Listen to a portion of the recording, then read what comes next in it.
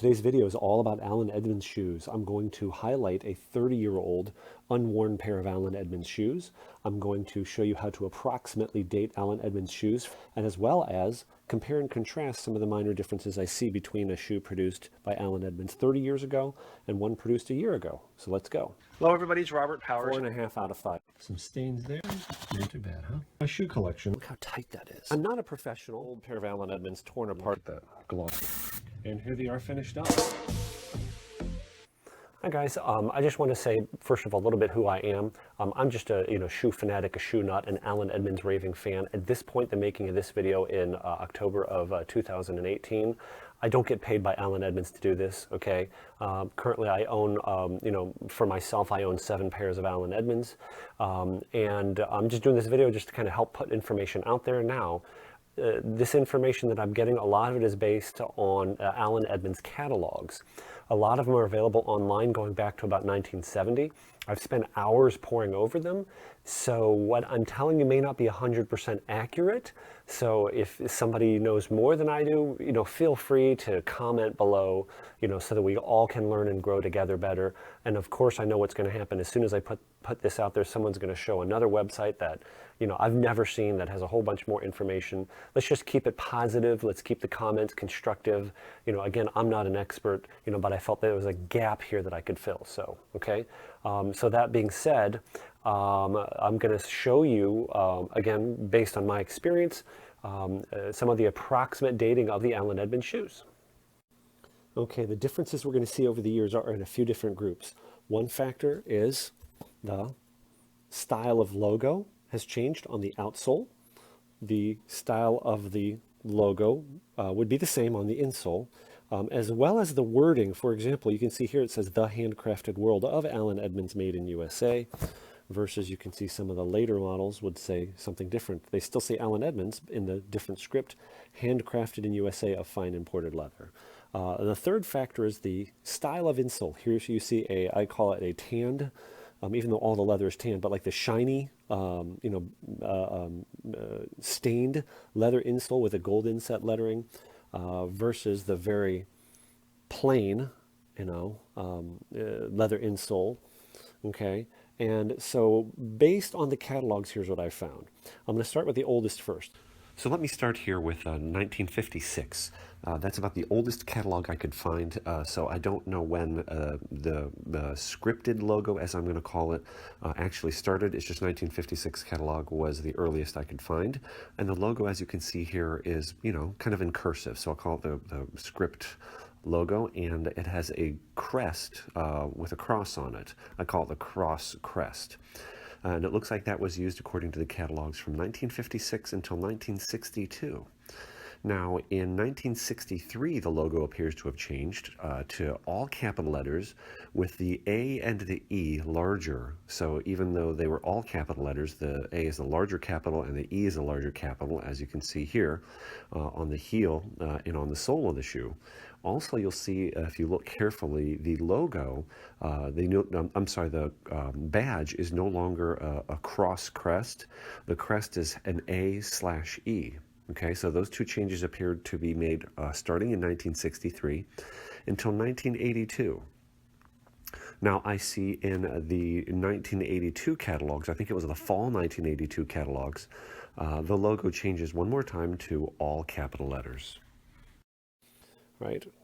Now, this shoe, by the way, therefore, if what I'm saying is accurate, can you see here? This shoe has never been worn on pavement, right? And it is, as of the making of this video, October of 2018. See, they're a little bit smushed, and I think that's why nobody wanted to bid on them on eBay. I picked these things up for 125 bucks, and the reason I was okay picking them up is because the hard areas, in other words, right here in the toe cap has a hard reinforcement, and you can really feel it. Do you see that ridge right there? Goes all the way across. There is a hard reinforcement in the heel. The only parts of the shoe that are kind of, not even flat, but just smushed a little bit are the soft areas. Probably just, wear that and sweat in them a couple times, that would come out. Or what I'm going to do is I'm going to put my shoe trees in them, maybe moisten up the shoes, the leather a little bit, spray them with water a little bit, and put shoe trees in them, okay? But anyway, isn't this fabulous? Look at this. I'm not sure of the color. I think this is a dark chili, or is it the brown? I'm not sure. They're not perfect. You can see those little light spots there. Those will get covered up with polish, no problem. So therefore, these shoes were probably made 1988 or earlier, making them a minimum of 30 years old. Look at these things. No wear on the heels. I've just tried them on, but the vamps haven't even been flexed, right? They are size 12 AAA, right? I'm actually 11.5 AAA. I'm kind of liking these though. The little bit extra length seems to help a little bit, especially in the arch. When I wear my 11.5 AAAs and the McAllisters, the V part here, the Oxford, this part is kind of wide at the top. That one extra up in shoe size kind of lets that vamp close up a little bit, which I think looks nicer. So I might move up a size the next shoes I buy. But fall 1982. 88 Allen Edmonds. First of all caps as I already said, and you're going to see the handcrafted world of Allen Edmonds made in USA. The handcrafted world of Allen Edmonds. Here's another example. Plain toe blucher. And you can see in there if I get the light. This is a little difficult to do. Again, the handcrafted world of Allen Edmonds made in USA. This model is the Leeds. Okay. And we can see on the outsole, it's difficult to see, but this shoe is obviously worn, but there it is, all caps, Allen Edmonds. And notice the heel style has not changed, even to today, or as at least the 2018. They made a model change here, and I don't have a live example of the model change as of about September of 2018. I don't know for sure if the heel changed, but you can see there it's got that V, and it's got the letter AE. And up through September of 2018, that heel hasn't changed. Now there are models such as the Shell Cordovan models which have a different heel and a different sole. The Independence collection, it goes on and on and on. Okay, so I'm trying to keep it simple here. Here is another example of the 1970 to 1988. Again, there you see the handcrafted world of Allen Edmonds made in USA. I believe someone else said this. They brought it up. Allen Edmonds at some point did make some corrected grain leather shoes, and this might be one of them. I don't know that for a fact, but anyway, could be wrong about that. But it looks like it might be corrected grain. But anyway, not a bad looking shoe. And again, you see the all caps Allen Edmonds. So if you see that, that's probably 1988 or earlier. Now, in 1989, they changed the logo to look like this, where Allen Edmonds, only the A and the E are capitalized. Okay, oops. And we can see also on the, even though my rubber oversoles cover it, you can still see there Allen Edmonds. The Allen is on top of the Edmonds, and only the first letter is capitalized. Okay, so let's see if I can get a better view of this one. Allen Edmonds made in USA. Now you see there the handcrafted world have disappeared. Okay, and you notice the insoles are like this natural leather color. Here's a pair of my Park Avenues. Here's a pair of Hastings. This is actually a hole cut. Only seam on the shoe is in the back. Isn't that interesting? We can see that same Allen Edmonds logo with only the first letter capital. The same thing on the inside. And it just says made in USA, so it does not say, again, from the handcrafted world of, and no of fine imported leather. And here's a pair of the little newer model. Okay, and now you can see the 1922 badge. It's hard to see. This, do you see that? It says 1922, and then Allen Edmonds is inline, and I think this is 2015. Okay, the first catalog anyway that this appears is 2015. So once again, the difference is Allen Edmonds is inline. They have that 1922 badge. I don't know if you can see it there, but it is there on the insole and on the outsole. Another example of that, these Shreveports. Allen Edmonds, handcrafted in USA of fine imported leather.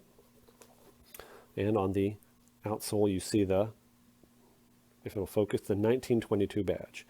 By the way, no, these heels did not come on these shoes. I put that on myself. Okay. And I didn't point it out, but on this one also, handcrafted in USA of fine imported leather. I think that was because someone said, oh, they're made in USA, but they're not leather from the USA. So of fine imported leather, I think was kind of a covering their own rear end. These shoes I purchased in 2017, fall of 2017.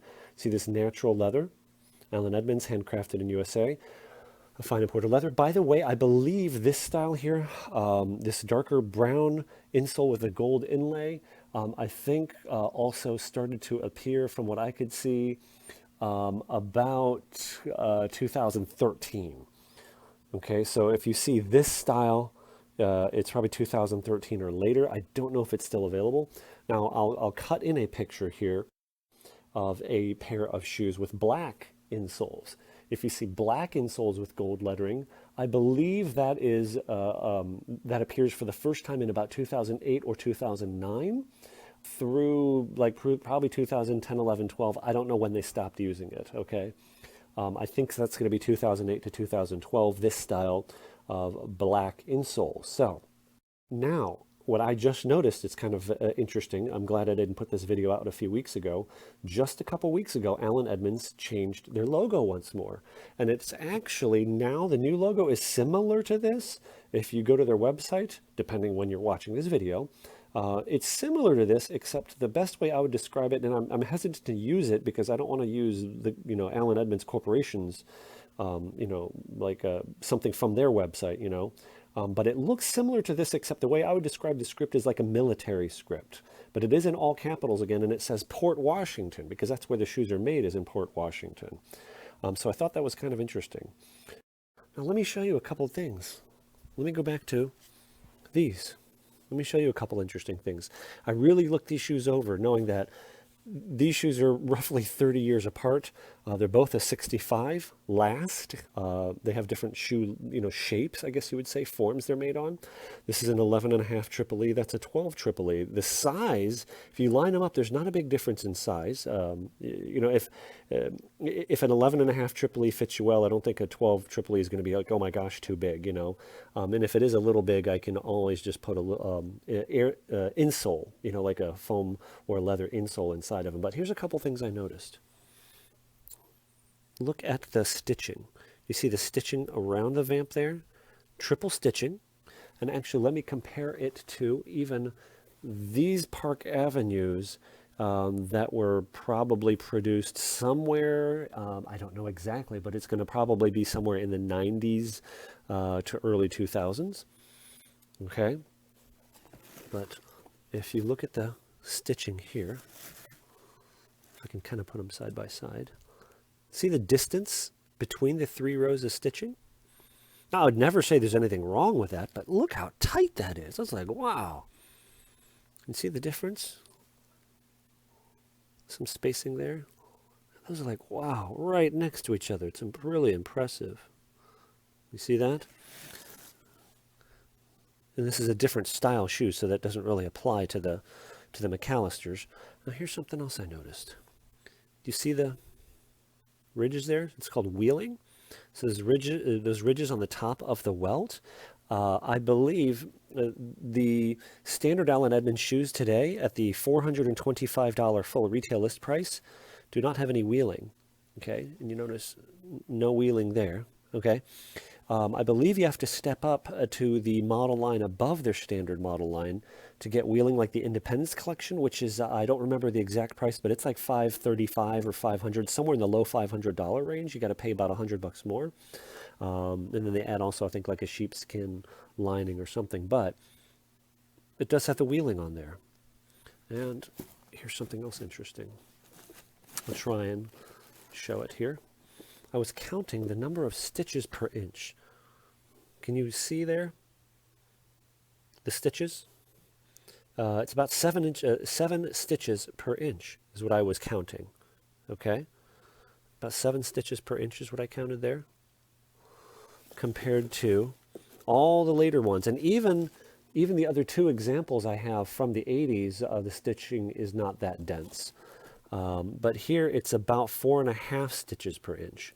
Now, I don't necessarily know that that's actually better or worse again. And here's the old shoe. Okay. I mean, generally speaking, though, more stitches per inch is considered higher quality, right? So I just thought that was kind of interesting. And this is interesting there. I didn't notice that. Is that a little bit of polish or stain? You know what that is? That's staining from the edge of the sole that got onto the shoe. So I don't know if that will come off or not. But what I did even see was, look at this. You see that? I mean, it's still like it was just made. You know, a little piece of leather that I just knocked off of there, right? Gorgeous. Look at that. Well, it's almost going to be a shame to wear these things. Almost. You know. You could even see there where there were stickers on the soles that got peeled off. Right? Anyway. Hope you enjoyed that.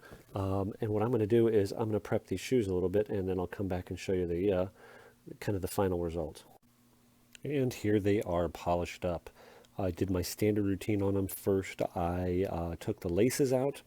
Then I washed them with saddle soap, and I have another video completely about saddle soap. I'll put a link to it below. And the saddle soap doesn't just clean the surface, but it also nourishes the leather.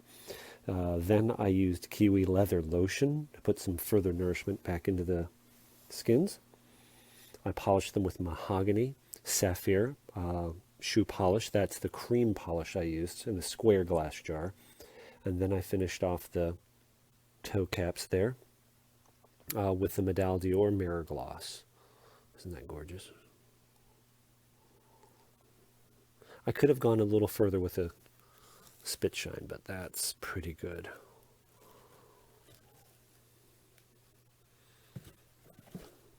And of course, got the shoe trees in them there. And if you want to learn how to do that knot, by the way, see the double knot there? It's called a Berluti knot. Go to Kirby Allison's website or YouTube channel, The Hanger Project. So there they are, ready to go. Looks like they were just made. Okay, hope you guys enjoyed that. I have a lot of other videos on my channel here. I have videos about shoe construction. I have videos showing some shoe cleanups, befores and afters. I have a video, as I just mentioned before, about saddle soap. So, you know, go visit my channel. And I just do this for fun and to help people learn and improve their shoe game. And entertain you a little bit too. So thank you very much for watching. Subscribe if you'd like, and I'll catch you guys later.